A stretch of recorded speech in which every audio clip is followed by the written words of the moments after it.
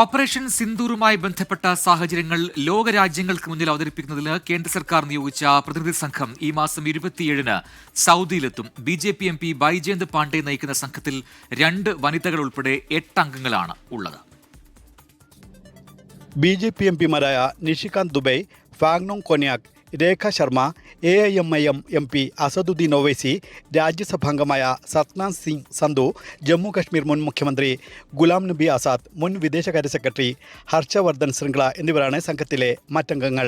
ചൊവ്വാഴ്ച വൈകിട്ട് റിയാദിലെത്തുന്ന പ്രതിനിധി സംഘം 28, 29 തീയതികളിൽ രാഷ്ട്രീയ ഉദ്യോഗസ്ഥ തലത്തിൽ മുതിർന്ന നേതാക്കളുമായി കൂടിക്കാഴ്ച നടത്തും. ഇന്ത്യ പാക് സംഘർഷം ഉടലെടുക്കുവാനുണ്ടായ സാഹചര്യങ്ങളും തുടർന്ന് നടത്തിയ ഓപ്പറേഷൻ സിന്ദൂറിന്റെ പശ്ചാത്തലവും സംഘം കൂടിക്കാഴ്ചയിൽ വിശദീകരിക്കും. മെയ് 30-ന് സംഘം അൾജീരിയയിലേക്ക് പുറപ്പെടും.